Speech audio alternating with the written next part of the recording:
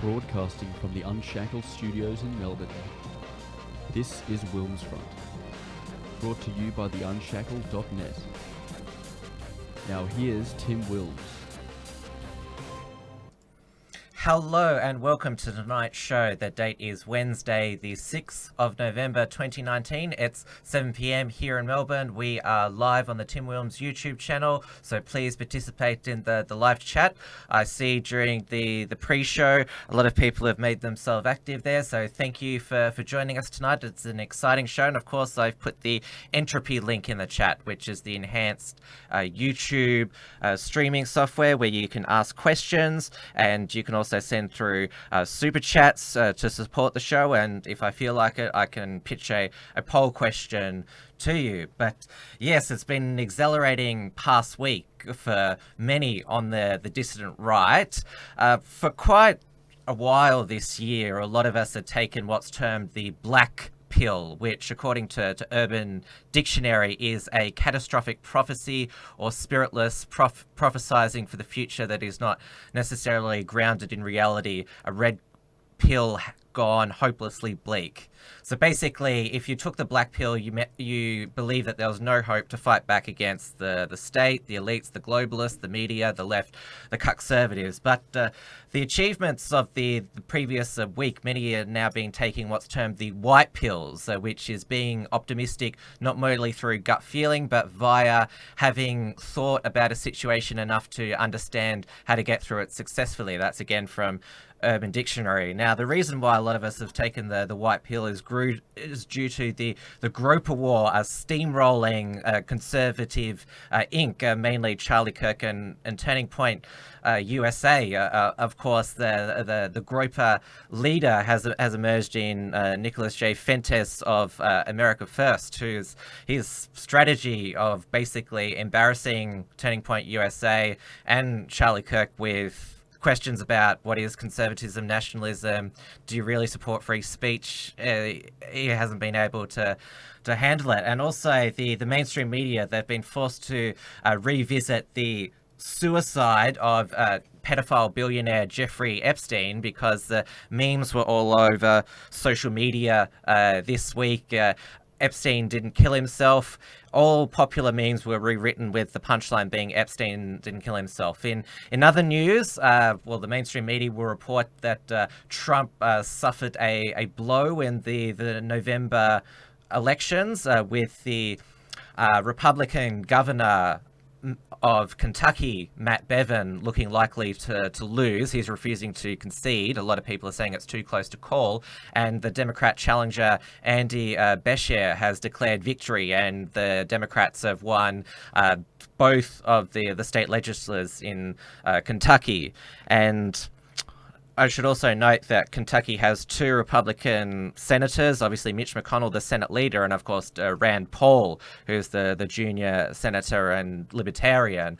So most Republicans considered Kentucky a safe red state, but not anymore. Of course, the mainstream media will say, oh, this is ominous. But apparently Matt Bevin, he was quite unpopular with the locals. So as the old saying goes, it was an election fought on state issues. And also that what's begun this week is the trial of Donald Trump's closest longtime confidant, Roger Stone, who, well, he's basically the master political hitman. He knows how to play the rough and tumble of politics and helped get Trump into the White House. He's been charged related to allegations he sought to collaborate with WikiLeaks to release the emails that were hacked by Russia to damage Hillary Clinton's presidential campaign. And you remember that basically his arrest by a SWAT team, which was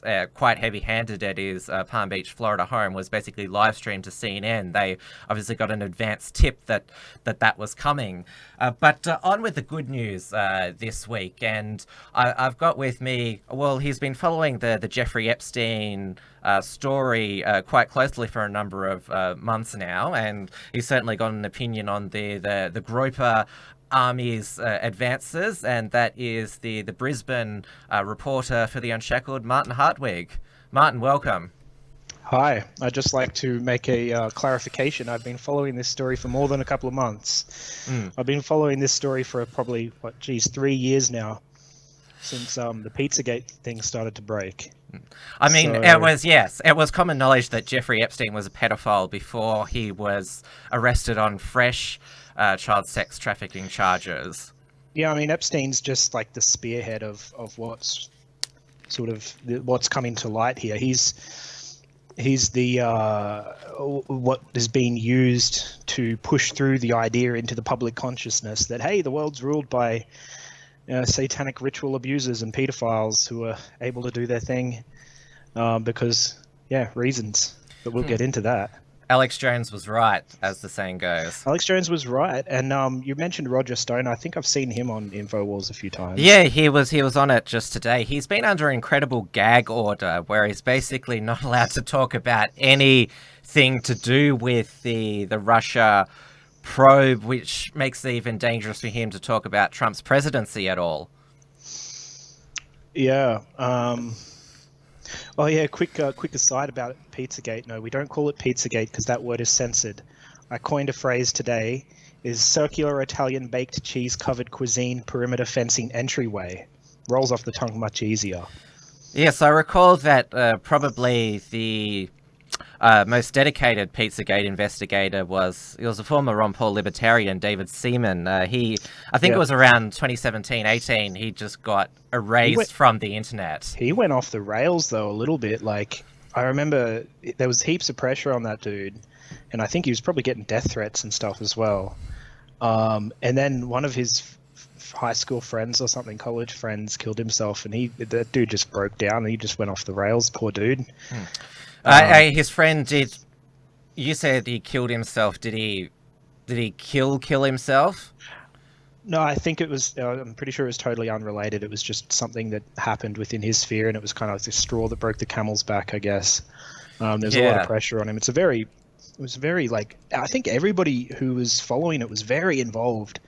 It was dark. Like you talk about a rabbit hole, but at the time, like. And you kind of knew, like everybody's, I guess, known for years that this sort of sick stuff goes on.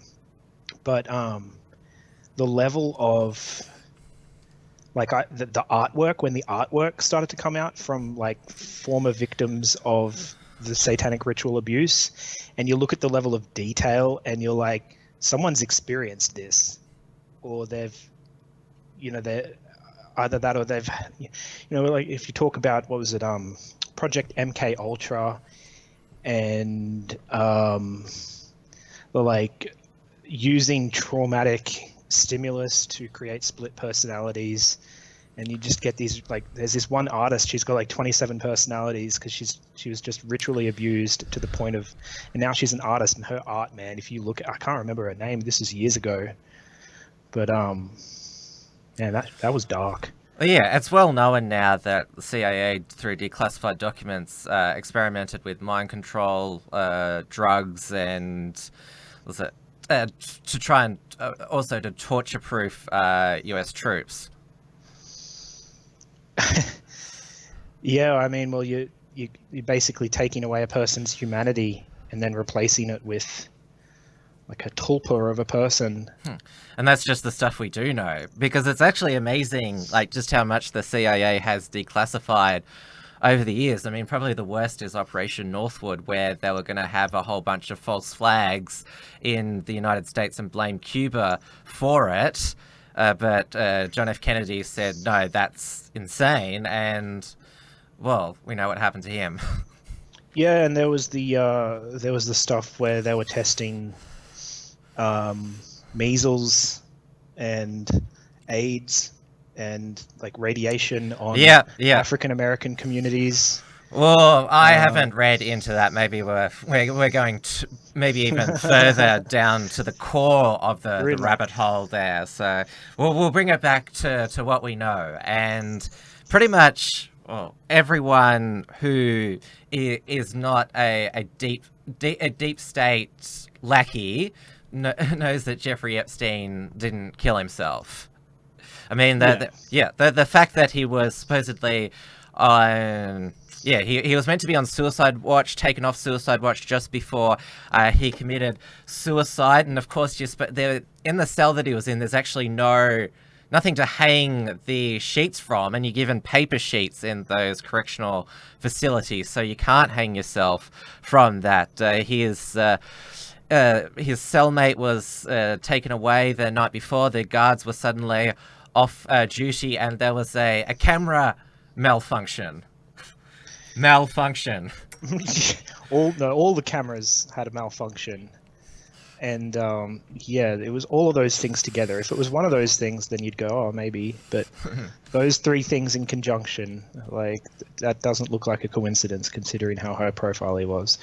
I mean, the point is, all these memes are supposed to push it into the normie sphere. Like, people like you and I have been following this for some time, but now, like, regular people, like one of the guys I used to play Xbox with, he's sending me Epstein memes, and I'm like, wow, okay, cool. Remember after Epstein's, I think was it before or after he committed suicide? Remember there was that huge raid, Area 51 viral Facebook campaign, and most people believed that it was a Facebook algorithm trick to distract people from Epstein, because it was such a, why are we suddenly talking about Area 51 again? Yeah. But there is another viral Facebook event which is happening this Friday, the 8th of November, which is raid the Clintons' estate. They can't suicide us all. Yeah, well, they probably can go after your family. Well, that's how these people work. Hillary and Chelsea Clinton, they've been on this book tour. They've got some mother-daughter book, and they were on the Daily Show with Trevor Noah, who, I mean, Jon Stewart, he was totally manufactured. Yeah, but I'm a person. Yeah, but Jon Stewart, when he hosted that show, I mean, obviously he was a liberal, but like his satire was. Like there was a lot of legitimacy behind it, where Trevor Noah's just like, oh, America's so bad and Trump's so bad, and you sort of think with these Trevor Noah and the other one, John Oliver, like, if you hate America so much, why did you come here to pursue a comedy career and host a national TV show? That's what I don't get. But she asked Hillary Clinton, how did you kill Jeffrey Epstein? And then, of course, the audience and Hillary are like, oh, I don't know why people come up with these crazy conspiracies. I mean, they harassed some dear old friends of mine. One of them went up to one of my friends. I've known her since she was 6 years old. And my friend told her, look, I know Hillary. She's nothing like that. And the guy was like, but I saw it on the internet. Just makes me think of the Tom Jones on the Simpsons episode where Smithers has the gun to his back. Yeah. That's it. Smile for the camera. If you look at older footage of Hillary Clinton, she used to have this real folksy Arkansas, like really put on Southern accent. Oh yeah, have you seen when the light falls down? Yes, the light falls down. When Bill and Hillary Clinton, it was after the first affair with Jennifer Flowers was revealed. They did a sit down to sort of explain the problems in their marriages, and yeah, Hillary Clinton back then had a pretty full on Arkansas accent, and then of course the light falls, and then she's like, Jesus, Mary and Joseph, and then this because the 60 Minutes guy, when that's another thing. I was watching the 60 Minutes Deception the other night. How 60 Minutes basically did a hatchet job on Christopher Ruddy, who was the main skeptic of Vince Foster, the deputy White House counsel's suicide in 1994. But going back to the light falling on the Clintons, there must have been some spirits in that room or something. Yes, around. the interviewer said, I realized that the lights had fallen down and almost killed them. And then the YouTube comments are gold. They're basically like, the light tried to save us. The light was found with 2 bullets to the back of the head. Yeah. We're still able to, like, that's the thing. We used to like laugh about this, like when Epstein got arrested. Wonder how long until he be suicided, and then it came true. And you sort of think, this is a meme now. That if he commits suicide, there's going to be a lot of questions asked. This is the internet age. You can't. Certain things break the algorithm.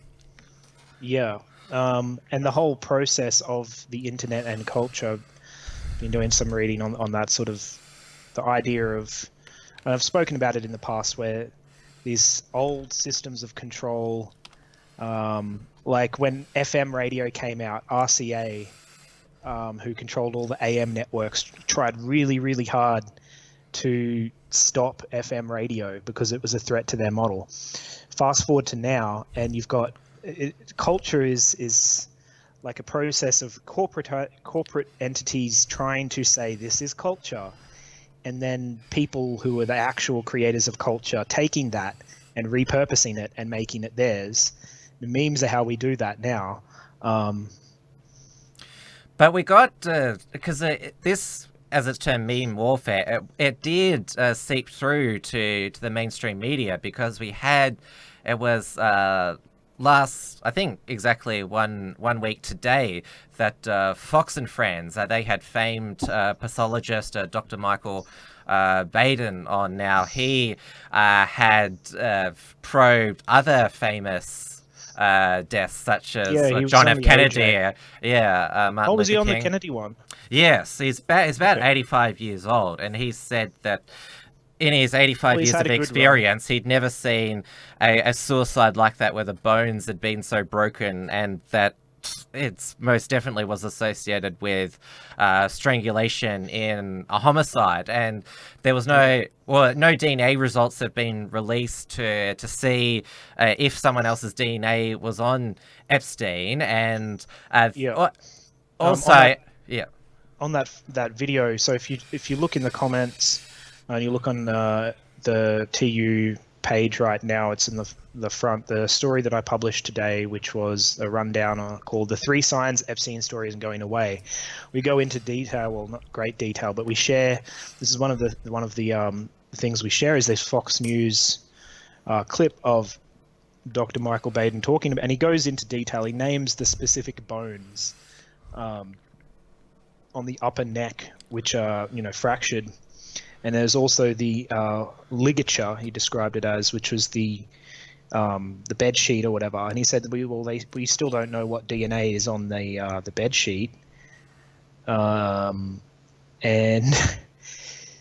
yeah, so the quote that we've got here is, the injuries that were sustained were unusual for suicidal hanging and more consistent with ligature homicidal strangulation. And they asked him, are you saying that you believe it wasn't suicide? And he said the evidence points towards homicide rather than suicide. But what's interesting about this, and that I point out in the article, is that I really feel like this is probably damage control, because they've no doubt they've seen the memes. I mean, Hillary's even seen the bloody on Trevor Noah. They're joking about it. Once they lose control of the narrative, they have to regain it. How do they do that? Okay, they go, maybe he didn't kill himself, but they redirect it in the wrong way. Maybe he didn't kill himself. Maybe he's living on some island somewhere. Maybe he's had facial reconstructive surgery. Maybe he's living in Antarctica.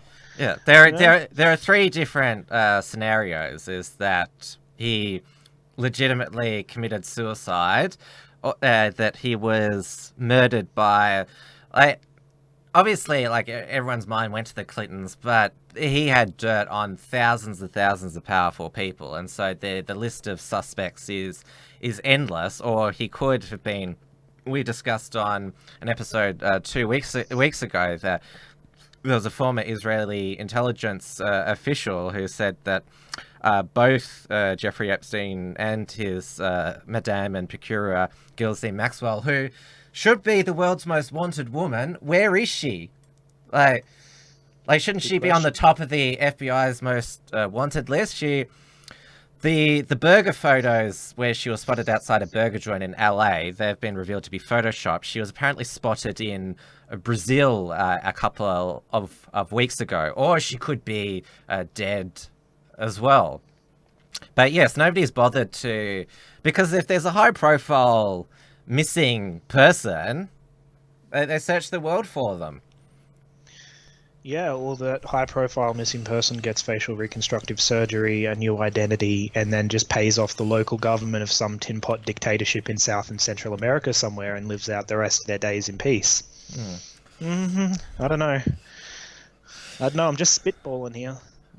But we had, it's amazing that, because as you mentioned in your article last week, I had the Melbourne operators of We Are Change, Jeff and Jacqueline. And obviously that was started way back in 2006 as a global organization by Luke Rudowski, and he got onto Epstein Island with Jeff Berwick, who is the dollar vigilante, a crazy crypto anarchist guy. And yeah, there was a lot of weird, like it was sort of like they were exploring an Egyptian pyramid. Yeah, I mean, I had a couple of different reactions when that video came out, because people had been talking about, there was another Facebook talking about like the Area 51 thing. There was one that was like, let's all raid Epstein Island, they can't suicide us all, or they can't shoot us all. My reaction initially was, oh, this is cool, this is just going to be able to confirm what we've already seen from aerial photographs, and like there's already been some, but there was, those doors, there was like those little, I guess you'd call them maintenance storage areas sort of to the side of the mountain. You open it and it's just like, 2 meters by 3 meters or something like that for storing equipment and probably massage chairs and whatever. Seems like the whole island is set up in such a way that when the VIPs arrive, the servants set it all up. And then when the VIPs leave, they pack it all away somewhere. So those Caribbean islands are known for having, sea caves and tunnels and whatnot, and it's pretty likely that there are, or at least were, tunnels underneath Epstein Island. So the theory was that that temple, a weird ass temple where everything was just painted on, that was kind of like an entryway to the tunnels, and there was like, sacrificial chambers underneath and whatever. And apparently people in neighboring islands, after the whole story sort of bust, that there was explosions heard from the islands, like they were, oh shit, better shut it down. Sorry for swearing. We better shut it down. We've got to cover all the tunnels up. Just like when all that stuff on Pizzagate came through, they did a whole bunch of renovations. So it's like if you were running, say, a smuggling operation, you had illegal tunnels or whatever, you would be monitoring the internet or whatever for the slightest hint that there's been a leak. As soon as there's a leak, concrete that all up, get rid of it, move it somewhere else. These people are good at what they do. Like you look at all of the human trafficking towns, like hubs in the United States, which consequently turn out to be the sanctuary cities. Are hubs for human trafficking, and because they're close to border towns. Well, just look over the border in Mexico, for example. I mean, the cartels basically have their own tunnel transporting system, which they've been in the news because one of the cartels has massacred 9 American Mormons, and Trump has offered to the new president of Mexico to team up to fight the drug cartels. I think that would be because they managed the cartels to extract El Chapo's son from custody. Again, like defeating those drug cartels in Mexico, that's tougher than ISIS, I reckon. Yeah, they have you see some of the jury-rigged technicals that they've got. Like they've built their own submarines, they built their own armored vehicles and stuff. And they give the military a run for their money over there. So they really are, like, I wouldn't say tougher than ISIS, but I'd say they're probably more experienced. They've been doing it for a while.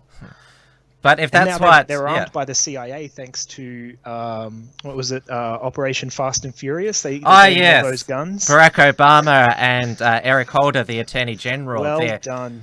Imagine if Trump did that. That would be a double impeachment. Yeah, but nothing really came of it. Funny that. No, it just sort of disappeared. And when these operations don't work, they just sort of like pack up shop. Everybody sort of fades away. They set up their next agent. Like I mentioned in the article, like you remember Coney 2012? You remember how there was like that organic grassroots, what I describe as a CIA psyop to destabilize and drum up war in a Central African country that totally everybody just called it out. They were like, this. I remember watching the videos and being like, this is weird, man. This just doesn't feel right. It's too like, everybody, yay, we can make a difference. We're the young people and we're changing the world. Let's get rid of this dictator and send people to die. And then that guy had a mental breakdown and ended up like, he was found naked on a street corner. Yeah, they should have maybe in Coney 2012 superglued themselves to things. Maybe that would have kept it alive. Yeah, that would stop the proliferation of child soldiers for sure. Now, 24 hours ago, Project Veritas, which is run by James O'Keefe, he promised a Jeffrey Epstein bombshell, which at the time you didn't know what he was going to reveal. And if it is a bombshell, why are you promoting it 24 hours beforehand? You've given the powers that be 24 hours to put 2 bullets in the back of your head. But it turned out to be a big nothing burger, because it was basically a leaked tape of ABC 2020 host Amy Robach, how she was basically despairing that bosses at ABC killed the story, that she believes that Jeffrey Epstein definitely didn't kill himself, and that Ghislaine Maxwell, she's probably going to be killed. And this is what the statement that she put out in response to Project Veritas, Amy Robach's. As a journalist, as the Epstein story continued to unfold last summer, I was caught in a private moment of frustration. I was upset that an important interview I'd conducted with Virginia Roberts, who was the main whistleblower in the Epstein Maxwell pedophile ring. She's the one that sued Maxwell. Didn't air because we couldn't obtain significant corroborating evidence to meet ABC's editorial standards about her allegations. As if that's ever stopped the media before. Yeah. My comments about, because this is the thing, she said that they were threatened by the Royal Palace ABC, that they wouldn't be able to interview William and Kate, the royal couple. My comments about Prince Andrew and her allegations that she had seen Bill Clinton on Epstein's private island were in reference to what Virginia Roberts said in that interview in 2015. This is 4 years ago.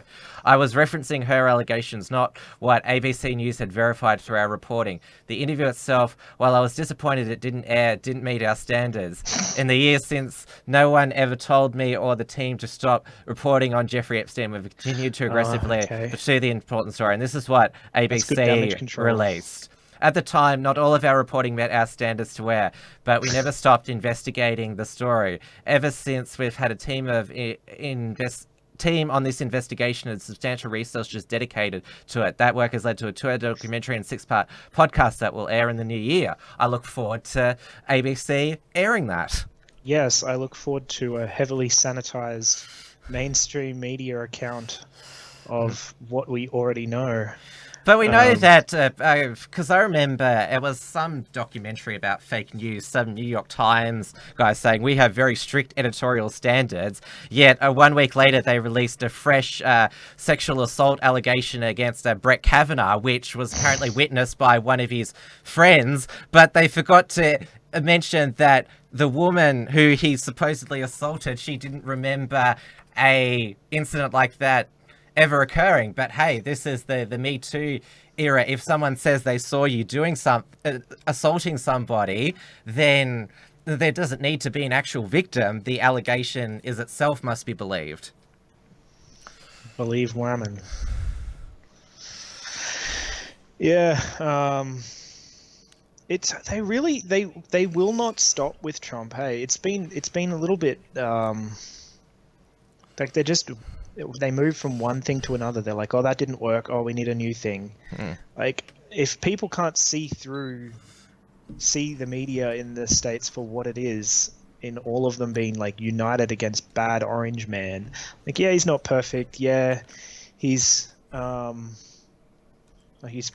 probably doing more for the benefit of Israel than for the benefit of the United States. But the fact that they're just so vehemently against him all the time, and it's one thing to the other. They don't talk about Hillary Clinton selling uranium to the Russians. They don't talk about that. Well, yeah, or they also say that the quid pro quo between Joe Biden and the Ukrainian government, saying that if you don't fire the prosecutor, you're not getting the 500 million. But son of a bitch, he got fired, which was the prosecutor investigating his son, Hunter Biden. Apparently, the CNN tells, it's being debunked that there was any corruption there. And of course, there is the China trip as well, where Hunter Biden went with his father on Air Force Two to China. And while his father was on official state visit, he and it's John Kerry's stepson were able to raise $1.5 billion, some obscene amount of money for China to invest in the United States. What a coincidence. But there's nothing to see here. It's all about what Trump might have subliminally, subconsciously meant when he was talking to the Ukrainian president. Yeah, it's both sides of politics. You can even see it in Australia, and I'll get to that in a second. They're both playing the field. They're both trying to solicit donations from foreign entities to, it's a matter of like... well, these are not donations. It's pretty much a son of a vice president benefiting over his father's position. Yeah. In which Trump... that's politics, though, isn't it? Like, let's be real here. Well, how it's traditionally been done until basically...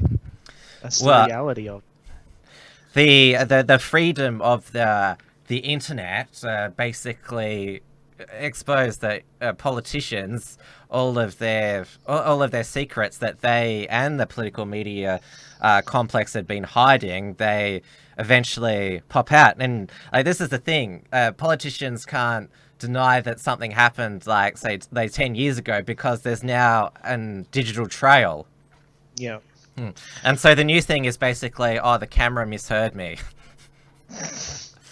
Well, it just reminds me of years ago after 9/11, there was all these, and I'm going to say that I haven't personally done the research on this, but there was allegations that Dick Cheney was personally profiting from the war in Afghanistan and Iraq because of shares that he held in, I think he had like the majority of shares of something really specific, like aniseed.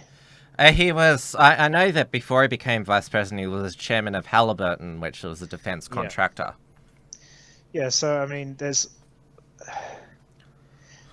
all these, like, we have to have transparency, we can't have competing interests. But when you've got, let's be real, like the majority of people who have a net worth above, like, $1 million, they have their extra worth stored overseas on offshore accounts. So what's stopping them from then laundering that money and then using patsies to then invest that money into, say, stock in things that they have control over, insider trading, basically. Well, Trump's lost money as president, and so have his children as well, and he doesn't take a salary as president. He gives it away. We know that that's definitely taken place because there's been it's not a novelty check. He actually gives the check over to his paycheck to the charity or a government organization that he wants to. He wants to donate it to, but yeah, his wealth has taken. Some people believe he's basically been ran out of New York now because he's no longer a resident of New York State. He's now resides in Florida, Mar-a-Lago. His Palm Beach resort is now listed as his primary residence, so he'll be on the ballot in 2020 as a candidate from Florida. Yeah, right. Yeah. And as Florida, the congressional races there are quite interesting because you have Laura Loomer. She's running for Congress in Florida, and Enrique Tarrio, the chairman of the Proud Boys, he's also running for Congress as well. It's like, you banned us from social media, but hey, you can't stop us filing paperwork to run for elected office. yeah, and then they've got whatever their equivalent of parliamentary privilege is.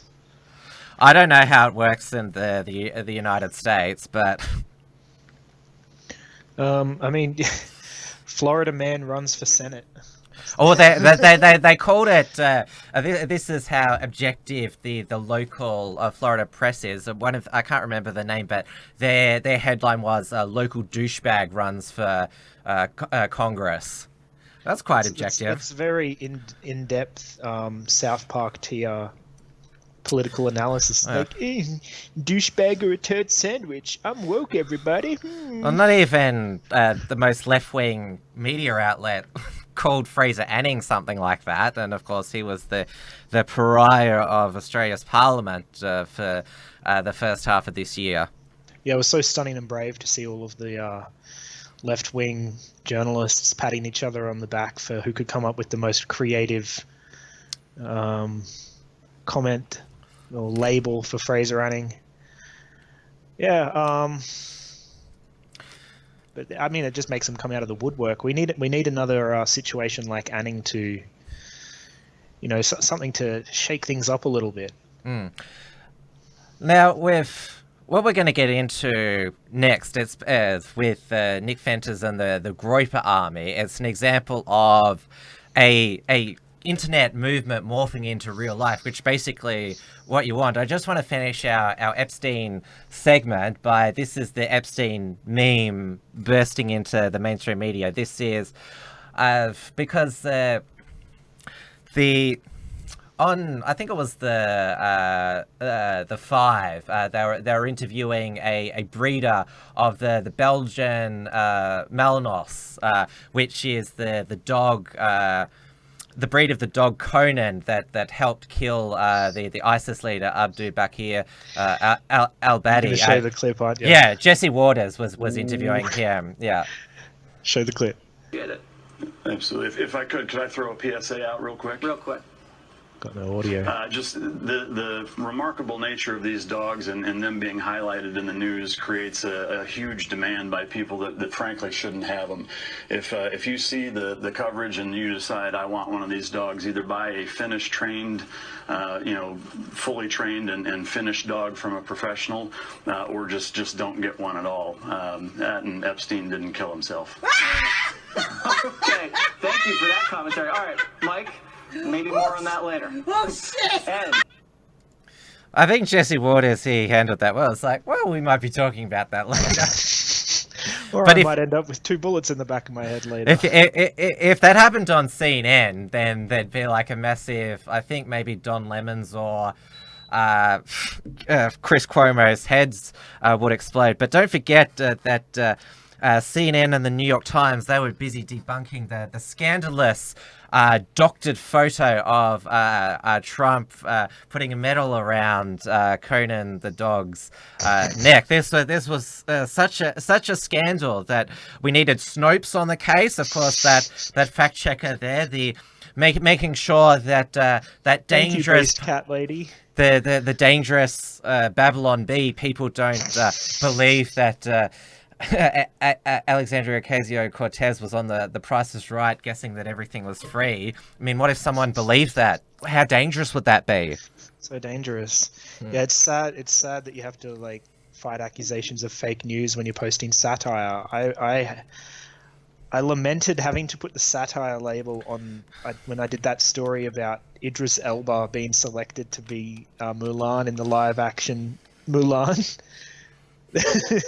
I had to put satire so we didn't get, censored by Facebook as fake news. It's like, come on. Thanks to the lobbying of the Babylon Bee, because basically they said this is because how we different from the Onion, yet we get fact checked as being fake news, which damages us as a satire publication because it damages our rankings in their algorithm. So now that there's a new rating there, I saw it today on a Babylon Bee article. It says satire, obviously a joke, but some people take it seriously, which is a better rating. Yeah, I don't know if the information is still relevant, but I remember a couple of years ago lamenting that The Onion had been bought out by a major Hillary Clinton donor. guy worth millions of dollars. I think he also owned like, it's a while now, but I was like, oh, great. And straight away we saw a dip in quality. Like all of the satire turned to very thinly veiled disdain for Donald Trump. Like, let's all do stories to make Donald Trump look like a big stupid duty head. That's satire. But it's I think either they've changed hands or they've realized that they were losing readers, because it's a bit better now. But take me back to the golden days of 10 years ago when The Onion was really good. Yes, mainstream comedy has just gone down the toilet. Yep. I mean, the fact that Dave Chappelle gets, 25% on Rotten Tomatoes, which was hilarious, but Hannah Gatsby, she gets, 100% rating and Emmy for her experimental Nanette comedy. I actually saw... Top tier cringe, bro. You remember Demi Lardner? I remember... Dad's Google history. Yeah, she was Israelis. She was upset that commercial Australian TV networks were not taking up her experimental comedy because they're not being very daring by thinking that mine and others' comedy is not funny. Well, you are funny, Demi Lardner, but we're laughing at you, not with you. Yeah. Mm. Yes. Dad's Google history. USS Liberty. Mm. Yes.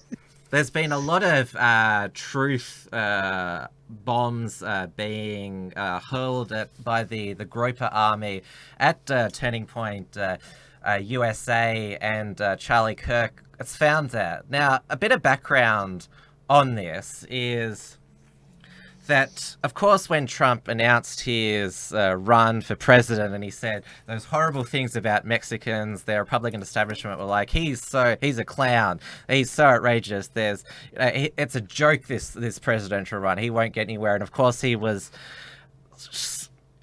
ahead in the polls by about 30 points. And of course there was the Stop Trump movement by the Conservative Inc., as they're now known, the cuckservatives, the consultancy class, the DC think tank lobbies. They couldn't stop him because the Republican primaries, the Republican base vote in it, and unlike the Democrats, which they have the superdelegate system as well, they couldn't rig the primary, and so Trump was able to win the nomination fair and square.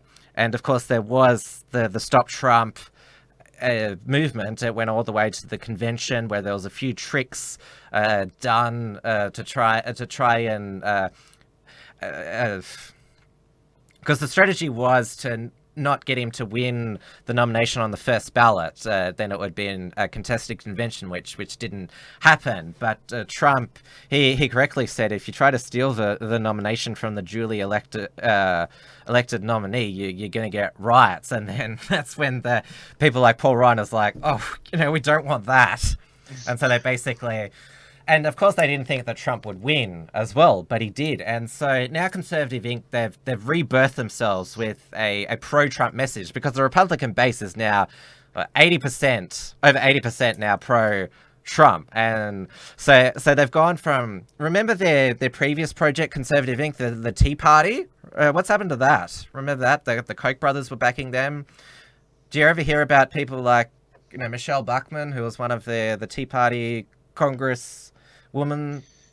Yeah, that's going back a long time. That's back to like... Yeah, but what happened to them? What happened to a balanced budget?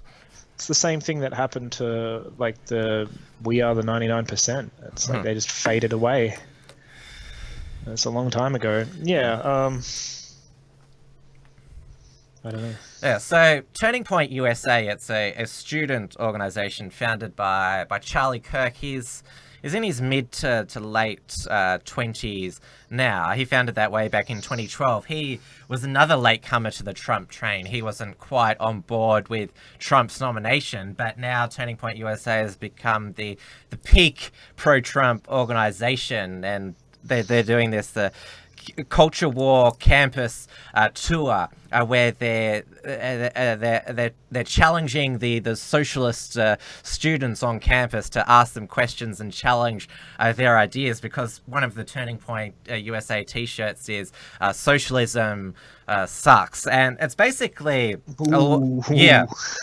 a lot of people have pointed out that it's basically liberalism, like what American liberalism was 15, 20 years ago, that social agenda mixed with free markets and free trade and neocon foreign policy. So it's basically, because, we all know that the left have gone completely insane, and that they're eating their own, and they're pretty much some of the most hateful people on the planet.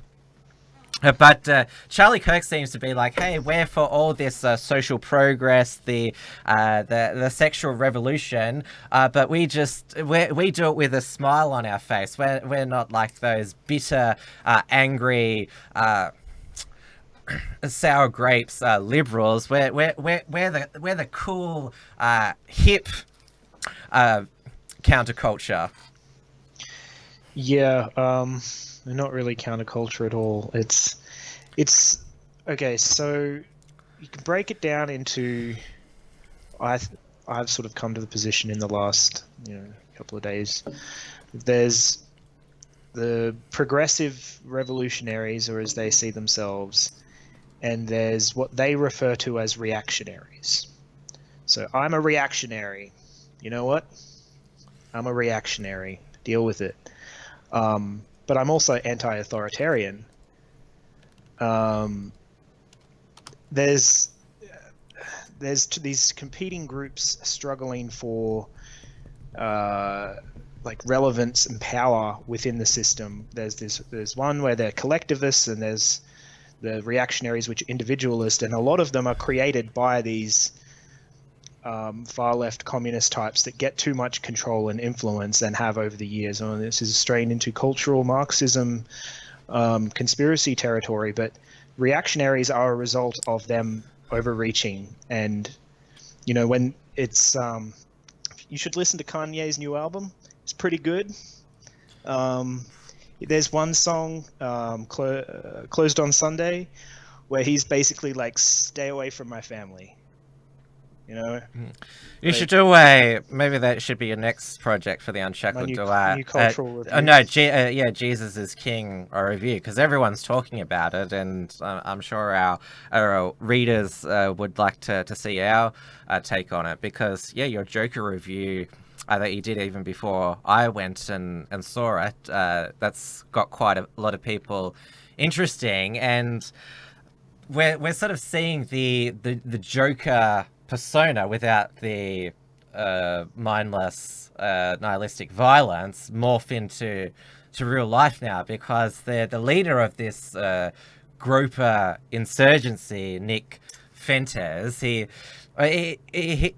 doesn't say that he's the Joker, but like he admits there's some correlation in his personality, just like the chaos that he's causing at these Turning Point USA events. So I'll give a bit of background on Nick Fuentes. So he's been in the establishment Conservative Inc. He did an internship at the Leadership Institute, which is one of these major, well-funded Washington D.C. Republican lobby. I don't know what you'd call it, some sort of influencer group. He's only 21. He's self-described Zoomer. That's the in term now, which of course means Generation Z, which a lot of alt-light and alt-right people have said that Generation Z is going to be one of the most conservative generations, just because they're sick of the control that's being put on them by the media, and of course they're the boomers, who of course gave rise to the hippie era in the 60s. So he attended the Unite the Right rally in Charlottesville, Virginia, which obviously ended quite badly PR-wise for the alt-right. We'll get to its main organizer, Richard Spencer, further in the show. He's basically finished as a personality now, and he was. And Nick Fuentes, he was doxxed by Chicago Antifa this week. His address was published. Thanks to Charlie Kirk at Turning Yes, Point USA. They said that this could not have been made possible, this doxing article, without the help of Turning Point USA. Keep in mind, thought just occurred to me that they often try to divide and conquer. So unless you get confirmation from Turning Point USA that is actually the case, it is highly likely that they're saying that to try and stoke the fires of division. Well, then Charlie Kirk, has he denied it? No, as well, far as I know. He hasn't denied it. So then, yeah. Well, if he's not, well, he is a proven liar, Charlie Kirk, because he's been caught on tape saying, "Oh, I never said that," and then people play back the tape. No, you did say that. Maybe just has selective memory. Yeah, so Nick Fuentes, he runs his America First YouTube channel, which streams live every weeknight US time. He basically goes 2 to 3 hours solo. He's incredibly entertaining, energetic. It's a great show. Like, a lot of people I've seen as like, oh, he's so arrogant, but that's what you need if you're going to bring down Charlie Kirk and multi-billion conservative Inc. You need a bit of, a little punk in you. But Chicago Antifa thought that they'd got him because he broadcasts from a green screen webcam and just a USB mic from his room at his parents' house in Illinois. And and a shitty green screen. The green screen looked pretty good to me. Like, that's just... Leave the green screen out of this, all right? Don't do anything to you. And he addressed this on, I just watched before we came on, his America First show last night, and he was talking about his Italian background, and he's like, obviously us Italians, we have, we're very close to our mothers, and he made some references like, oh, I don't like the same chicken meal 5 nights a week, hint, hint, mum. So it's basically like, hey, I don't care that my mum cooks for me, but that makes his achievement even more, that he's bringing down the whole conservative establishment just from his mother's basement in Illinois, in suburban Illinois. That makes it even more genius. Yeah, and then it was interesting that they mentioned that one of his guys he works with works at Taco Bell or something. Like, yeah, like that's I thought they cared about. Looked down upon. Yeah, I thought the Antifa, they liked the minimum wage working class. So isn't Alexandria Ocasio-Cortez, wasn't she a bartender? Wasn't her working class experience a good thing on her resume? I mean, if you're not part of the Bolsheviks, then you're a reactionary, and they're going to cave your head in. So when it comes to personal attacks, all the left's principles go out the window. But of course, they're going to go after him. But I just more worry about more sinister people that will Nick Fuentes be found with 2 bullets in the back of his head. Yeah, he's going to need some security. Like, he's getting endless super chats, some which are 3 figures. Did we get the... Really? That's all right. That's pretty good. Let's get us some of that moolah. Did we do a story on those masked people going to Andy No's house? No, but yes. I'll do a little quick fill-in. Andy No, you may recall, was that bloke who got attacked by Antifa in Portland, who's done a bunch of work with the Proud Boys and independently for Colette. He's made quite an enemy of Antifa, and they will not forget that he exposed them for the thugs that they are. And consequently, he's been doxxed, and his family home was visited by 6 people who were wearing masks of his face printed out. Security outside of his home has got footage of them, Is that yellow face? Because Andy No is Asian. How come that's not yellow face? That's an offensive Halloween costume. How dare they? They can do it because they're attacking enemies of the revolution, comrade. So that's okay. And of course, is also gay as well, Andy knows. So the Yeah. but that doesn't matter to Antifa. He exposed their true form, and of course, Andy, it cost him his job at Quillette. That's who he was working for at the time. But he's doing pretty well on his own. But there's been plenty of hit pieces on him, which of course they all exclude the fact that Antifa excused the violence against him. Yeah, I think also we're talking about Antifa violence, which we seem to come back to with me all the time. It's like I'm the token you drag out when you want to talk about Antifa violence, right? Because I've experienced it. Yes, you're. But we did see a Antifa terrorist in the United States who attacked an elderly Trump supporter in New York, got 6 years prison. Yeah, and they love to wheel out this whole, look at the kill count of the alt-right. We've never harmed anybody. You're gonna, yeah, we might have manhandled you and make you lose your job and all that. But it's all just jostling to be like, look, we're less bad than they are. Well, if they're a bit bigger and stronger and could get their hands on more deadly weapons, I'm sure they'd like to kill. This whole SJW Identity Politics is just a tool to try to invert the pyramid of social hierarchy, and turn it away from merit based. I'm happy being where I am in the pyramid because I don't have that much merit, and I'm at where I should be in the pyramid probably. There's people more talented and more hardworking than me that have money, and I envy them a little bit, but I don't think that we should restructure our whole society based around taking what they have and redistributing it to people who have basically no merit at all. And if you went into their home, you'd probably be overcome by the stench of their filth. You see those pictures of people with like cigarettes ashed on the desktop and a mattress with no sheet on it. That's how these people live. And we're supposed to try and pity these people, and that's just a tool that they use to try and gain power. And you better believe that as soon as they gain any kind of power, they're going to turn into Pol Pot Jr. Well, yeah, there's a lot of them who believe that Lenin, Mao, even Stalin didn't do anything wrong. Yeah.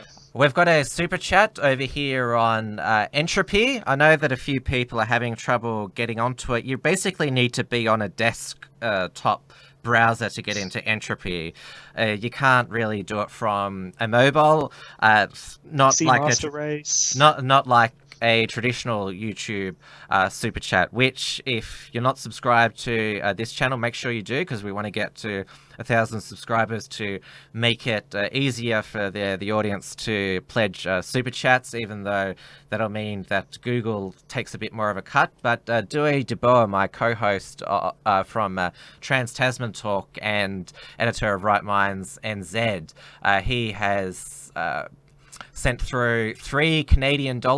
He said, I'd send you a 3-figure super chat if Taxinder didn't steal most of my money. That, of course, refers to Jacinta Ardern, the dear leader over in New Zealand, comrade Jacinta. Well, Scott Morrison, to his credit, did pass some tax cuts recently, so we're doing a bit better over here, so that money might be a bit safer in over in Australia. Maybe in the Cayman Islands somewhere, or Fiji, or wherever it is. The Australian, elites send their money. Now, Duo was just, I hope he doesn't mind me sharing that he started watching Nick Fuentes today and was, of course, amazed with his energy and charisma. In case anyone watching hasn't seen Nick Fuentes at all, I'll just do a bit of a teaser of what you're missing out on. This is a edited highlights. I won't play most of it because it goes for like 10 minutes. Tired of winning, so here we go.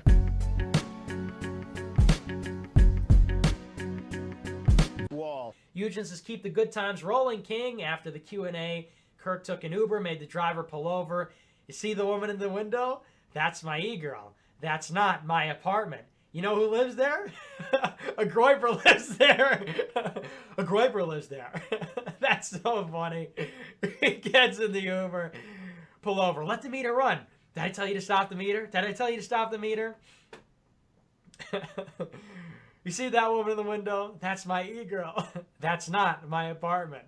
You know who lives there? A Groyper. A Groyper believes her. A Groyper lives there. But can you believe that? I'm going to kill her. I'm going to kill her. Have you ever seen what a 44 Magnum does to an e-girl? Now that you should see. You know? Getting. It's a reference. It's a reference to a movie. It's okay. That's so funny, though. Great super chat. Do I really have to read 2 hours of super chats tonight? Are we really in for another 2 hours of super chats? They got to be seething. We have to read 2 hours of people donating to my show. But do we really have to read all these chats? My throat hurts. Oh, my throat is so dry. I'm so tired. I've been on the air already for 2 hours. This is why I make the big bucks. Let's see. Chad says, plans for an AF dating site? Need a based soulmate. Yeah, okay, Fed. Thomas says, Rob Smith, so you don't want me in your movement? Groypers. Nope, LOL. Yeah, right. So you don't want me in our movement? Yeah, no, get out, dude. Get out, retard. The guy's not even right-wing. Ivan says, tell me about the cat boys, Nick. Well, what do you want to hear? Steady says, why do we not start calling every conservative radio host and podcast and keep the questions going and keep the pressure up? I'm all on board for that, certainly. Brett says, if you disagree with me, you can come to the front. We all disagree. Yeah, that was so epic. Such a great moment. Yeah. So that gives you a bit of an idea of his energy, and it's just great when he's lying on the thing. It's just too many super chats. Well, now that it's more people know that he broadcasts from his parents' house, there's been a few super chats now. We've got to get you like a girl and a wife and a family. It's like, I'm 21 at the moment. It's like let me just further my political objectives a bit more, and then I'll settle down. It's funny that now that, because it's obviously all these super chats will, they'll get him a nice secure house where certain people won't be able to harm him, but it looks like he's also there's going to be, I'm not sure if there's any trad girls who are giving him super chats saying, do you want to meet up? Maybe that's the next thing. I don't know what the obsession is with like moving out of your parents' home. Like, well, I think the ideal that, you know, it was kind of ruined by industrialization and I guess the economic and social impacts of that, of people having to move to cities to get employment because all the, you know, manual labor was mechanized. People should have, like, there's nothing wrong with living at home with your parents for a while, get your savings up, and then Due has said in the comments, this is not a super chat, but I'll read it out anyway. He says, I got married at 19, no excuses, Nick. And I'll add that Due is expecting his third child, and he's only good for him, man. Not 24. Everybody has the same experience. Like, I was kind of booted out at the age of, like, 18, 19. And it wasn't good. Like, it's not ideal. The ideal is, like, your parents build you up, get you to the level where you're strong and independent enough to move out and not have to deal with all of the crap of, like, share housing with people who are going to rip you off and assault you and end up homeless for a while, you know, that kind of stuff. Well, Due was blessed that at high school he met his that's where he met his childhood sweetheart, now wife, Amy, who I've met, who is lovely as well. So it can be just, takes a while to find the right girl sometimes, obviously. Yeah, you were very lucky, Due. Yeah, I mean, I've got a partner, but, you know, whether or not we're going to be able to afford a decent, like, wedding or whatever, that's in the air. We need, was it one of those Vegas churches? Was it Dusty Bogan? He's proposed Dusty's shotgun weddings. Like, he wants to become a celebrant. Yep, I saw that, yeah. Yeah, no, that'd be interesting if he could get actually licensed as a celebrator. I would have him do my wedding. That'd be sick. Just make sure he's not too tanked when he's delivering the vows. Now, let's not get distracted by Nick's living situation, because that's small fry. But let's talk about what the strategy that he's been promoting, which has been taken up by his Groyper Army, which I would say they are incredibly disciplined as well. All that because they have a Q&A after a Turning Point USA event, and obviously they want a socialist in the crowd to ask a dumb question which they'll be able to destroy. And this is the thing now. If you don't know that socialism doesn't work, it's never worked, then you're basically a lost cause. I mean, it was described to me as basic bitch conservatism, that socialism sucks. Yeah, no shit. Yeah. Like, yeah. But yes, so they're just asking respectful questions, the Groyper Army. But yeah, as I said, Kirk loves debating socialists, but he doesn't want to answer questions from nationalists. The main areas of disagreement that the Groypers are questioning him on, or the three critiques they have, is US foreign aid, mainly to Israel, but I would include in that Saudi Arabia as well, and a few of the other tin pot countries. Mass legal migration, because Charlie Kirk's only against mass illegal immigration. He's for mass legal migration. He believes that America's not a country, it's an idea. And also, he's a supporter of same-sex marriage and other sexual liberation causes, which a lot of the Groypers are Catholics. There's a lot who wear the rosary around their neck. There's a lot of young Catholics who are feeling that conservatism is betraying them now. There was one Catholic who asked, was it Rob Smith, who's this gay war veteran, but the thing is, he used to be a Democrat who supported Black Lives Matter and thought Trump was a racist. Now he's on the Trump train, which it sort of seems it used to be on CNN. Just cashing in on the yes, right wing. yes. So his sexuality has got nothing to do with it. It's more that just he jumped from basically being a progressive to being a trumpeter, which everyone's rightfully skeptical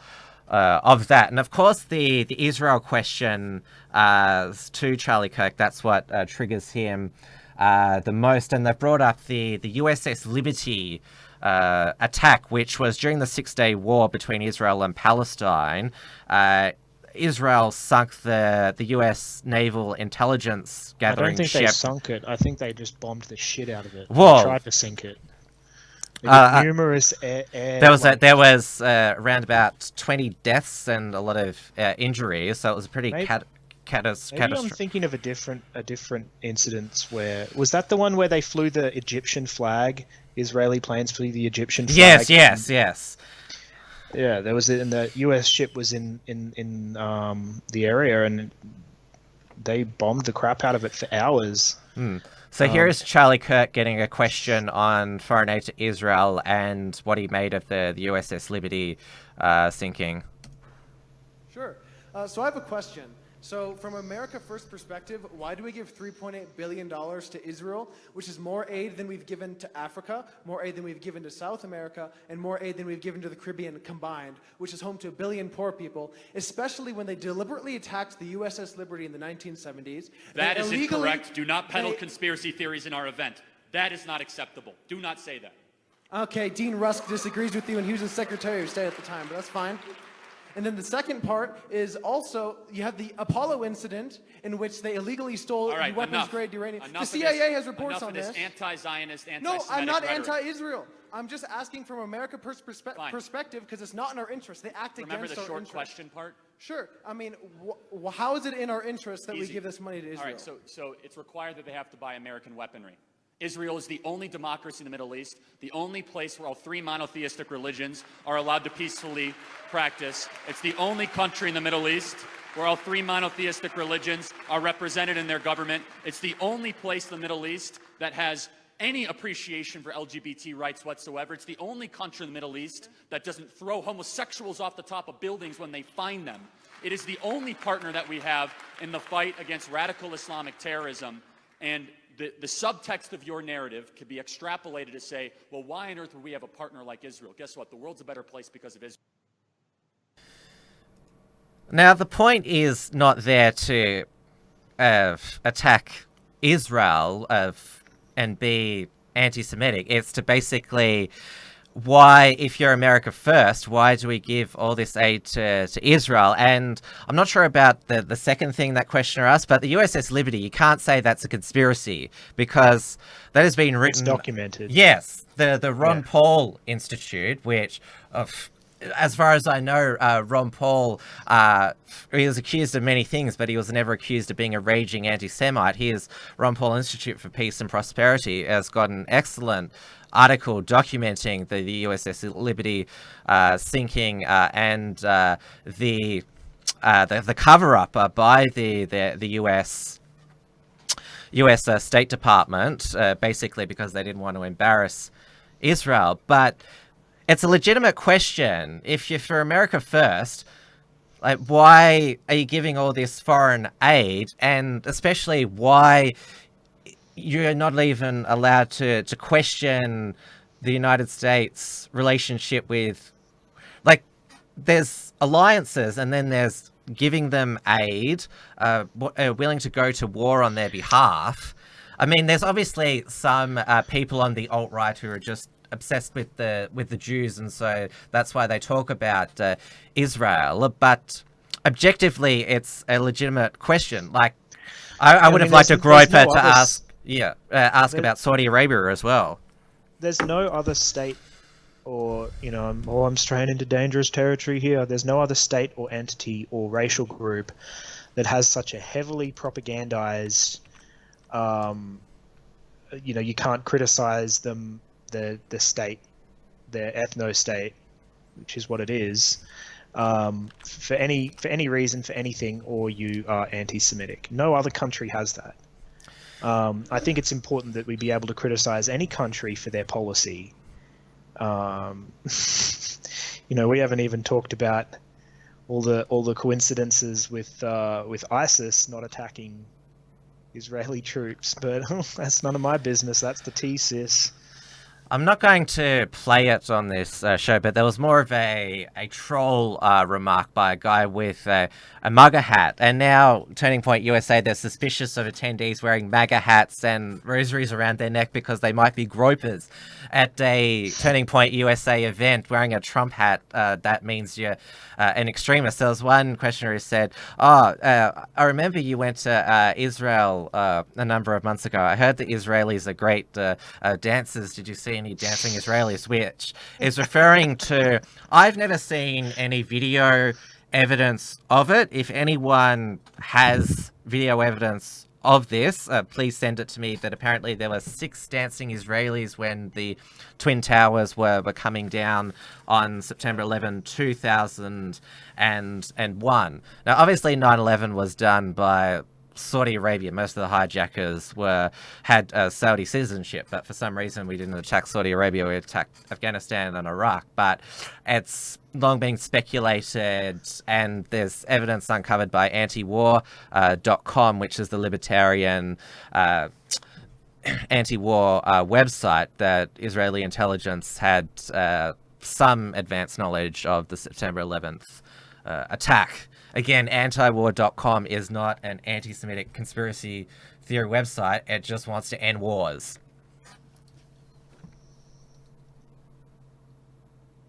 Yes. Sorry, I got distracted there for a moment. Mm.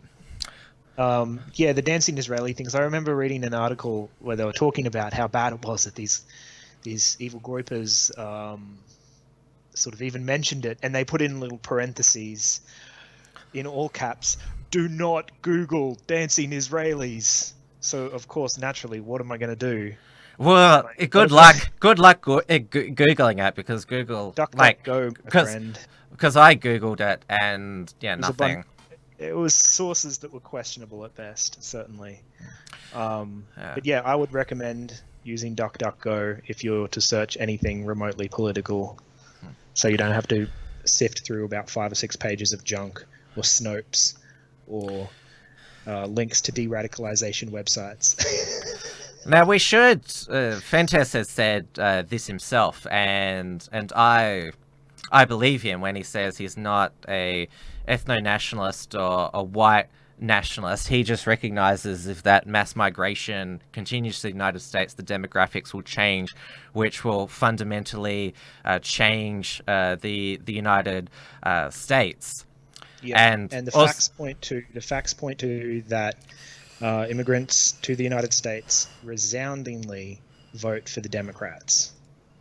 They want to receive things, and it's different to older sort of immigration used to be. You went to a country for a new start and you were thankful for the opportunity. It wasn't an envy thing. It wasn't like, we need to go here and then take all that we can because they colonized our countries and screw them. And, this whole attitude of we need to smash colonialism and using migration as a weapon, which is what it is now. It's a wrecking ball for demographics. Yeah, well, whoop-de-doo. Oh, I'm peddling the conspiracy theory about ethnic replacement. Well, sorry, but them's the facts. Probably the most controversial thing that he said on his show, Nick Fentes, is when he got a super chat asking, how long would it take with a certain amount of ovens to bake 6 million cookies? I'm not going to go into that because there's heaps of remember what happened to what's his name? One of the co-founders, was it Sukith? Well, the thing is, with this analogy, there's heaps of flaws in this analogy. Like it doesn't stack up water in any sense. No comment. No, I'm saying that how can you use it as an analogy? You get what I mean? Yeah. You're comparing apples with oranges. That's what I think. But it's sort of this shitlord thing of, we can't talk about this event, so we'll create an analogy for it. I think it's really silly myself, this analogy. It's the same thing with the OK hand symbol. They go, but the context, the guy who used it, he obviously knew that it had alt-right connotations. So what? Screw you. That's the that's the context. The context is screw you. So I don't know who hippies. That's the context. So I don't know who came up with this, but yeah, it's a pretty silly analogy. If you really want to talk about what you really want to talk about, then just talk about that. Don't make up a stupid analogy out of thin air. But Nick Fentes, he read out this super chat and he said, could you make 6 million cookies in 5 years? I don't buy it, which he was using the analogy to hide what he was really talking about. I'm not a mathematician, so I don't know. I'm bad at math. Yeah, that's why I think this analogy is silly because, I won't get into it because the more you get into it, that's when you yourself get into trouble. That's the thing. You're just giving ammunition to the far left. If you even talking about it to debunk the cookie analogy, you still get into trouble. This is the thing. Peter might chop the footage up and. He had a doozy the other night. Some zany sound effects over the top. Here's one you can use, Peter. I killed Jeffrey Epstein. It was me. Or I can just mix some other footage over what I say to make it look like I was talking about something else. Well, let's take things out of context, everybody. But I digress. But yes, that is the most controversial thing that Nick Fentes has said. And obviously the Zionist organizations in the United States says that this is enough evidence for him to be deplatformed from social media. And you've actually had a lot of conservative Inc. people call for Nick Fentes to be banned. They're the people that say they're for free speech and against big tech censorship. Sebastian Gorka, he was a Trump advisor at some stage, some low-level one, he's got his own radio show called America First. And so Sebastian Gorka said, YouTube, you need to delete his YouTube channel. Sebastian Gorka got his YouTube channel deleted for copyright infringement over because he plays the Imagine Dragons song in his show. Imagine Dragons put in a copyright thing, so his channel got terminated. It's back up there, but the archive is completely white because, of course, it's copyright infringement, which maybe there was a mass reporting campaign by the Groypers that led to that. Well, that's a little bit of a reverse card of the whole what's that, 13 rules for radicals? Yeah, make them live by their own rules. Yeah, so and Sebastian Gorka's show is quite boring as well. I don't know, I've never watched it. You're not missing much. Yeah. Okay. One point I was going to make is you mentioned the whole like, oh, isn't the left supposed to be for like, yeah, I think we already know this. It's just kind of beating a dead horse. Hey, Melbourne Cup reference. The left lies about everything. It's a weapon. It's a tactic. It's a tool. They might tell the truth internally, but if it's anything to do with the enemy or reactionaries, they will lie to win. They will fight dirty. They will utilize whatever they can to win. To as that guy on Andrew Bolt's show was, win democratic support for socialism. They talk about it in terms of winning. You notice that? We need to win communism. It's a competition for these people who can't compete on an individual playing field. They have to compete as a collective group to try and overthrow people who are better and more successful than them. Well, yeah, no, it's not going to work because there's a little thing called coalition building, which individualists are generally pretty good at, but it takes for things to get pretty bad before the normal people go, okay, well, we have a common enemy here. We need to smash the Reds again. Find your local communist and report them. We need to bring back, what was it, the whole Reds under the beds? Well, the Reds are here. They're organizing.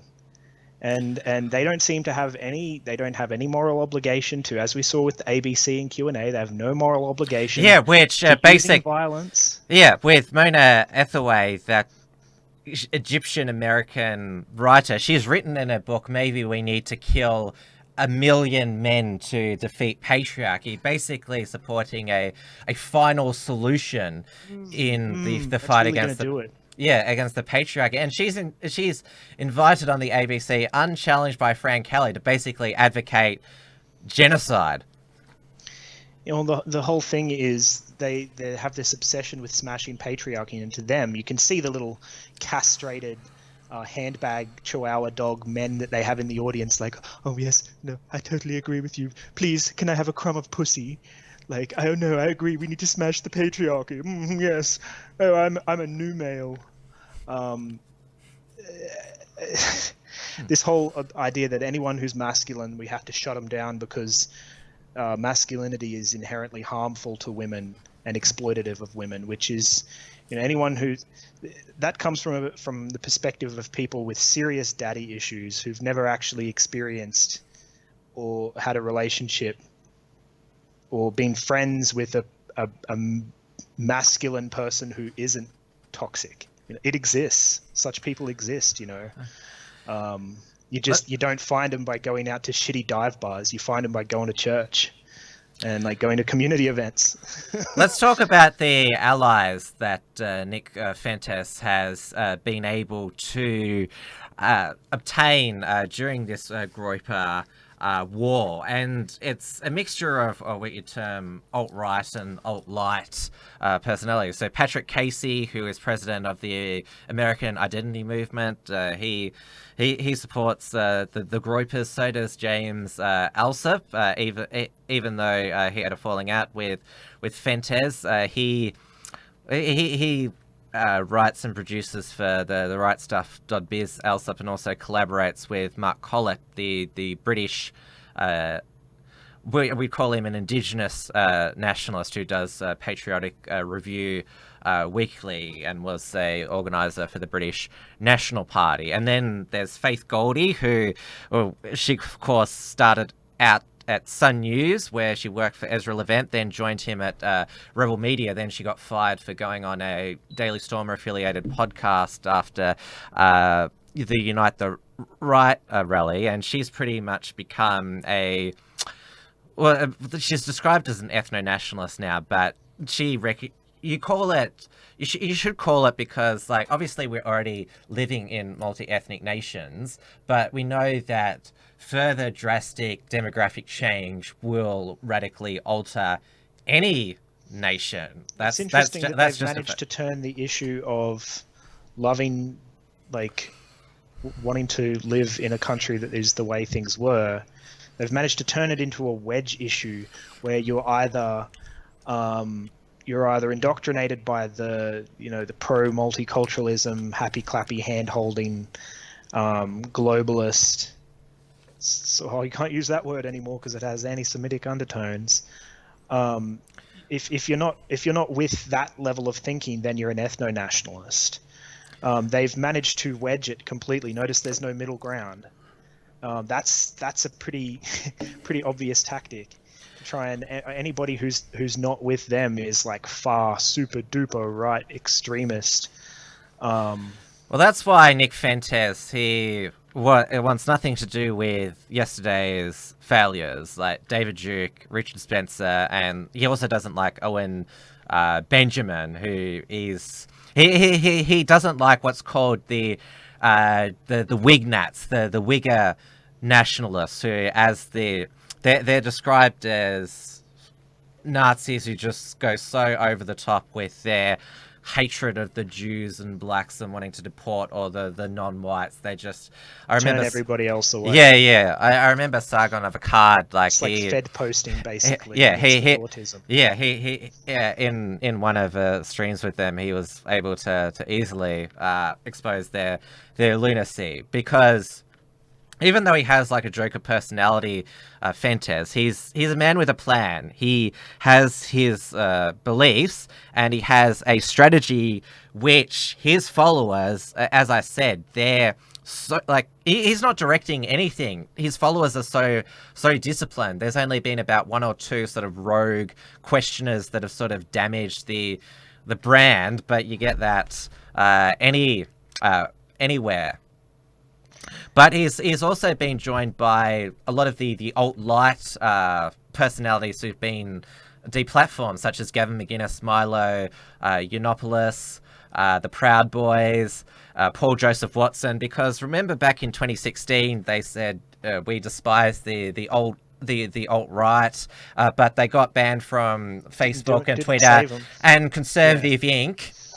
They didn't defend them. They just let them be deleted from the internet. In fact, one Proud Boy who was at CPAC in Korea, he's alleged he got kicked out of that event by Justice Janine Pirro, who she goes to a lot of these CPACs around the world, because she was worried that a Proud Boy being there will affect a Fox contract. So Proud Boys have been banned from CPAC 2020, and the Proud Boy who needs to grow a pair. Yeah, that Proud Boy who he actually had like a job with an establishment think lobby group. He got fired from that. That's another thing. Anyone who says anything, any conservative who says anything sympathetic to the Groypers, they get put on a blacklist. They're never allowed to work with any conservative organizations again. Those are the type of two-faced people that you never want to work with in the first place. Those are the type of people who you have to purge peacefully. This isn't an incitation to violence. These are the type of people that you have to ostracize before you're able to form an effective coalition. You need to get rid of these fake conservatives, people who only do it to be trendy, or do it for various commercial reasons. Those are the fair weather conservatives, let's call them. Fair weather nationalists are not going to be, in the end, useful. Well, there's a lot of Turning Point USA chapters that are in revolt. The Kansas State University chapter that folded because basically we don't think that Turning Point USA is actually a conservative organization. I was also interested with Paul Joseph Watson. He said that, well, Turning Point UK has started, even though he had no contact with anyone from Turning Point UK, he was at the top of the blacklist, Paul Joseph Watson. Even though never associated with it, just put his name at the top just to be sure. Yeah, I mean, it's fedora tier nationalism, really. It's like, oh, left wing destroyed, epic style, Ben Shapiro level. Yes, like, well, it's worthless. It's trash. They're starting to go after Ben Shapiro because he's got a few events coming up, because they've dug up an old quote of Ben Shapiro, because they are. They're either Orthodox Christian or traditionalist Catholics, the Groypers. There was a quote that has been dug up that Ben Shapiro made about Jesus on a Joe Rogan podcast. He said, "I think that he was a Jew who tried to lead a revolt against the Romans and got killed for his trouble," which is, like, obviously Ben Shapiro doesn't think that Jesus is the Son of God, but a lot of people interpret that as pretty callous, that this prophet, or just it was spreading a message, non-violent message, was crucified. Yeah, well, I mean, that's... Yeah, just ask Mel Gibson about, how Orthodox Jews feel about Jesus. And I think it's, I don't know, straying into like XYZ territory, but I have heard... Yeah. Let's... Alright. But Sure. Another other personalities who've gone against the Groypers are Dave Rubin. He tries to have the intellectual dark web moral high ground. It's like, we've been asking the left to disavow Antifa, so when there's extremists on our side, we've got to call them out to make sure we're the more moral people. And I find Dave Rubin's show vomitous. Like, he's like, oh, the guests that I've had on the show the most are Jordan Peterson and Ben Shapiro. Say no more. I mean, the fact that, like, he had a 3-way episode with them, and it was just a intellectual dark web wank fest where they're like, oh, we're so smart and blah blah blah. It's Yeah, I mean, Kurt Doolittle's the real intellectual dark web. Well, culture... He got completely erased from Facebook, but then he was basically calling for civil war. TP USA, we should mention that it's now called Toilet Paper USA. That's one of the crass nicknames they've been. I came up with that, and I thought it was too lame to share. The Culture Wars tour, a lot of the Groypers have been raising the Culture Wars magazine, which is E. Michael Jones. He's in his... I haven't looked much into him. I know that Maddie's Modern Life has done an interview with him, but sort of they've been holding up the magazine. Hey, this is what culture war really means, as a sort of, you're not really fighting a culture war.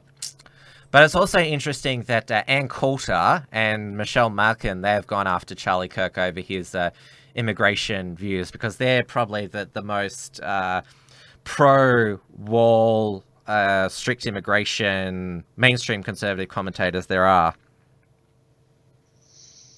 Yeah, I mean, this whole idea of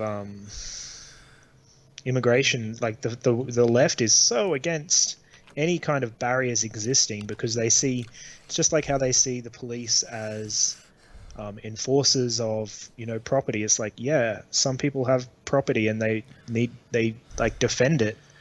They're like, oh no, we hate the cops because they prevent us from just looting and stealing and taking what we believe is rightfully ours. Oh, borders shouldn't exist. They're a social construct. Like, yeah, borders have always existed. Like, they're just more defined now due to Well, there's a lot of nations around the world who have walls on their borders which work. Hungary, I think. Yeah. God bless Hungary and Poland. I don't know if Poland has a wall, but I mean, basically all those like Eastern European states now. Vatican City has a wall.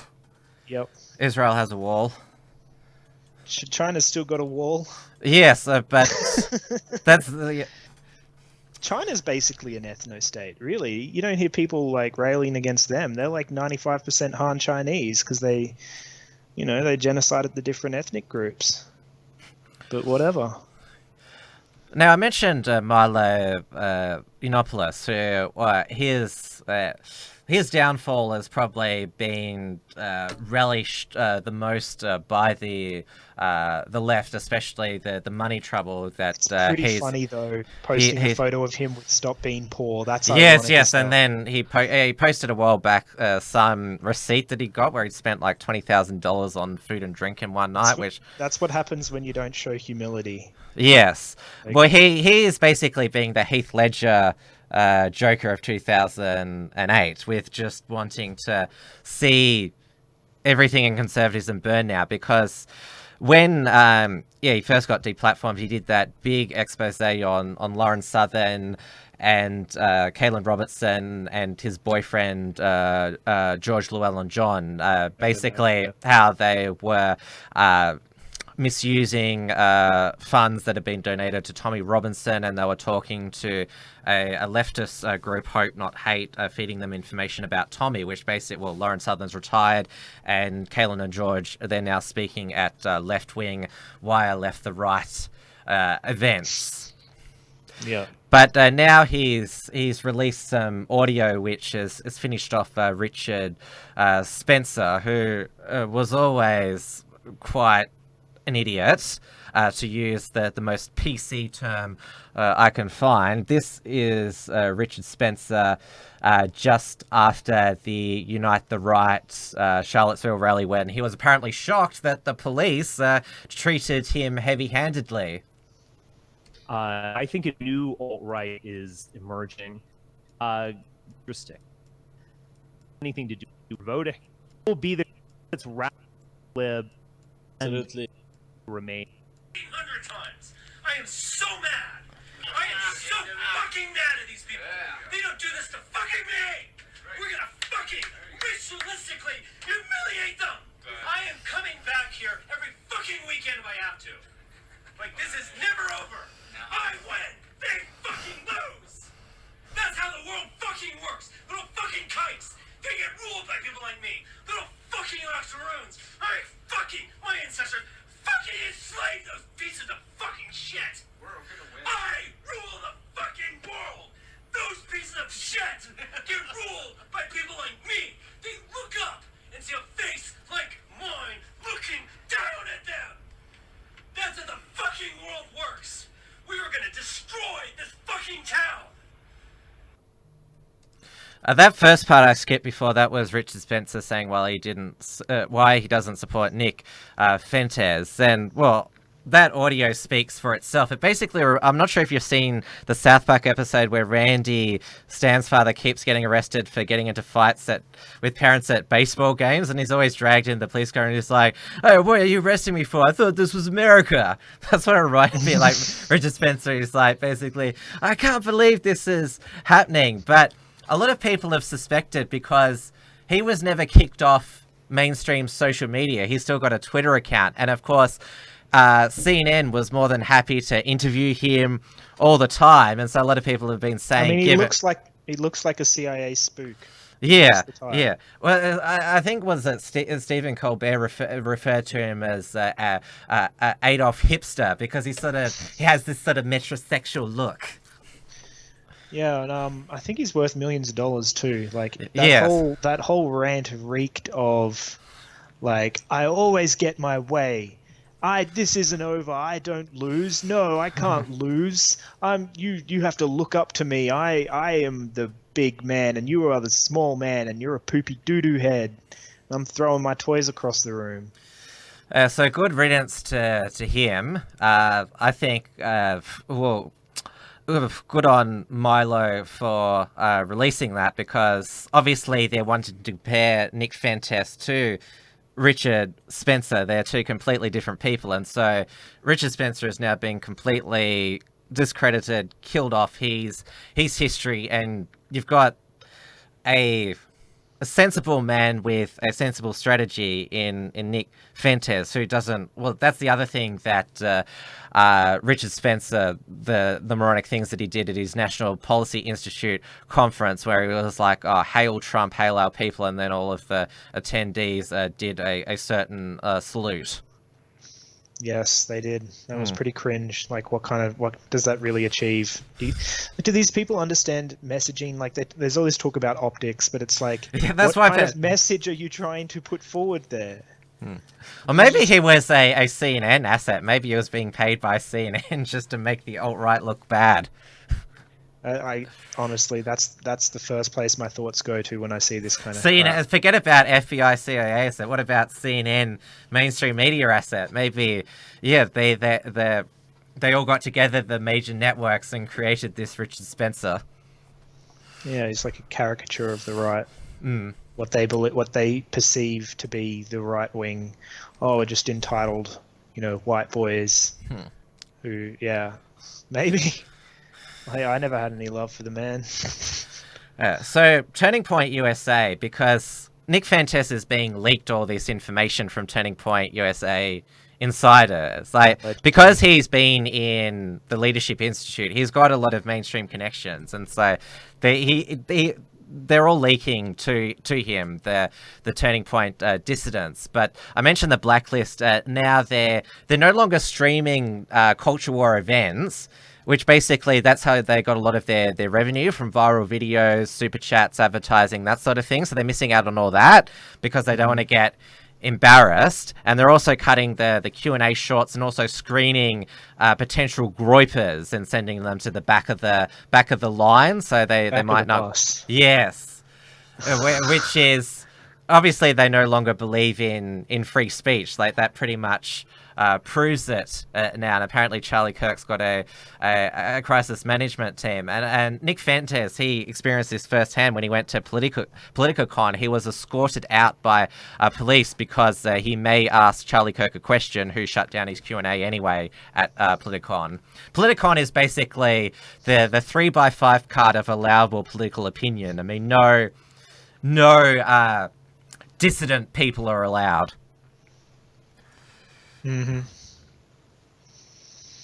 Yeah, that's that kind of stuff. It's attracting.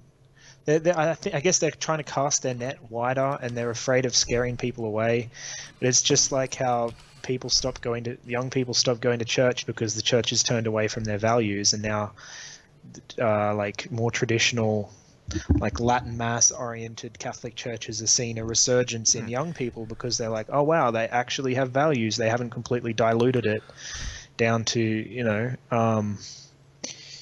gotta have values and hold them with conviction, or else, the people that are actually have any substance to them are just going to see you for what you are, and that's. And remember how the left said, oh, with Milo and Gavin, deplatforming works. But what they've done is they're just playing a game of whack-a-mole, because you whacked Milo and Gavin, and then Nick Fuentes has popped up, and now you're trying to whack him. And this was written about in a Spectator USA article by Chadwick Moore, who said Nick Fuentes fills Milo's gap, and talks about how this is basically, because remember how they always say, oh, it was stupid to kill al-Baghdadi because there'll just be another ISIS leader, but they killed him too. Yeah, but the left, they believe by cyber killing somebody that will kill off the movement. I think this past 3 weeks has showed that no, cyber killing a leader of a movement doesn't work, because it's morphed into real life now. You can't delete these people from real life. You can't delete these groypers from going to places. Yeah, well, what they do is they'll target an individual, and then once that individual's name has enough negative connotations associated with it, any newcomers who have been associated or advised by them, they might try to take a back seat and take an advisor role, right, and nurture a new generation of leaders. But then if it comes out that they have any kind of connection whatsoever, it's the bread and butter of people like slackbusters. They go, oh, look, where this guy took a photo with this guy, they must be, butt buddies. Yeah, they're still going after that Vic police officer because he did the OK sign. Yeah. Yeah, well, they scoured his social media and found the NPC meme. Yes, ABC mainstream. interviewed Tom Tanuki, a left-wing activist. They didn't say that his real name was Thomas Stevens, and he's the leader of Yelling at Racist Dogs, who yells profane abuse at right-wing people. Yeah, no, they didn't mention any of that background. Yeah.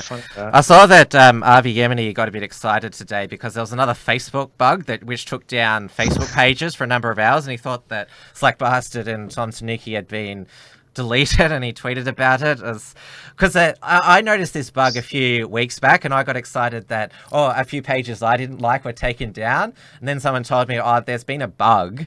And these bugs normally happen when Zuckerberg's in some sort of trouble. There's some sort of bug that mysteriously infects Facebook whenever people criticize the Zuckerberg. Yeah. Yeah, he got a bit ahead of himself there, but I mean, the man's facing prison. I thought he'd probably gone off the deep end a little bit. He just got a bit. He got a bit excited. If it's too good to be true, it probably is. Yeah. But yes, I think we've pretty much. This up soon? Yeah, I think we've summarised the progress in the Groyper war. It's pretty much constant victories, and you now have you basically have the alt-right mainstream conservatives who haven't sided with Conservative Inc. They're always going to pick the winners, and if Nick Fuentes is going to be the winner out of this, they're going to back him. He says that he's not a scorched earth person because obviously there is this whole thing you shouldn't punch right, but he's punching cucks. He wants to negotiate a truce with Turning Point USA to have an real inclusive conservative movement. Otherwise, he will destroy them. But maybe Charlie Kirk will say, "We do not negotiate with intellectual terrorists." Yeah, and it was in his whole attitude was indicated by that whole, "You will not spread conspiracy theories here. This is a place of logic and reason." That he's not going to play ball. Yeah, so good riddance to TP USA. They're being TP'd intellectually, we will say. Yeah. Oh, well, thank you, Martin, for joining me again. You're definitely turning into, our culture war expert on this.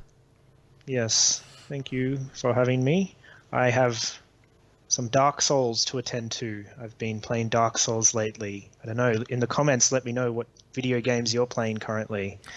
If we want to talk about culture, let's take 5 seconds to talk about culture.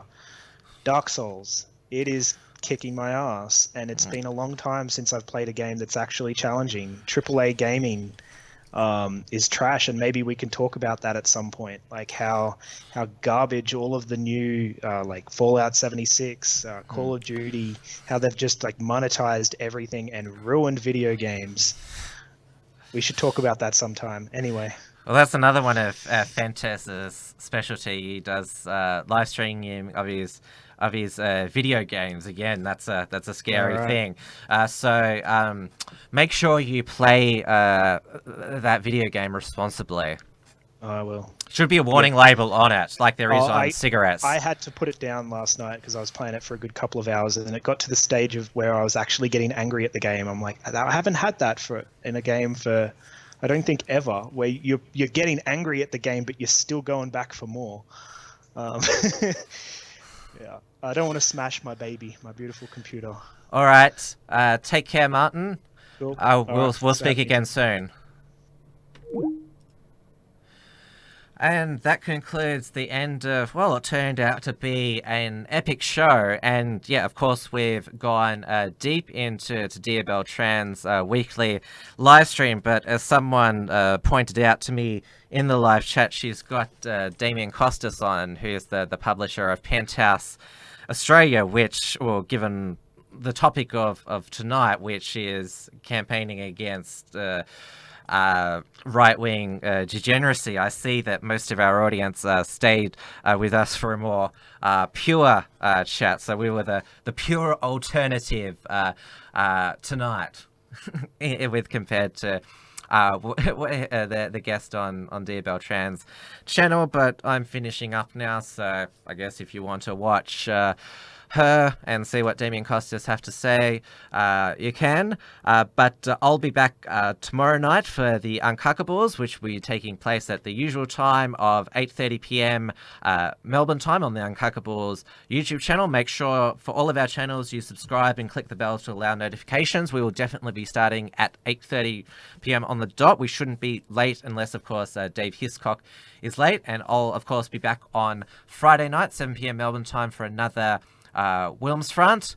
Also, make sure with all of these live videos you like, comment and share, because we know that YouTube is doing its best to hide these from recommendations. Of course, if you're subscribe to the main Unshackled channel, you'll know that I'm uploading various segments and features from these WilmsFronts episodes to the main channel for more digestible forms, and so that more of our existing subscribers who haven't come across to the Tim Wilms channel yet can get a bit of taste of what they're missing on the live show. There is a bit more time to send through a super chat or a question just before we wrap up. I'll put the link in the entropy again.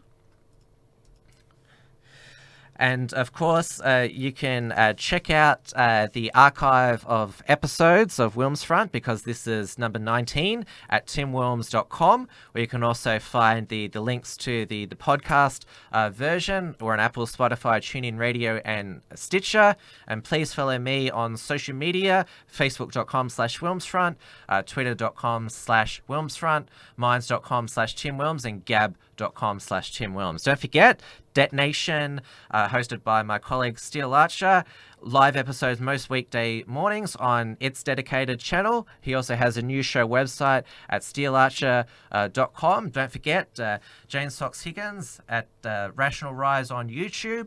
And also you can check out much of the Australians' alt media content censorship free on rationalrise.tv, because that is a self-hosted free speech video platform. You'll also see Maddie's Modern Life over there and XYZ Live as well. Both of those outlets are, of course, co-producers of the Unshackled.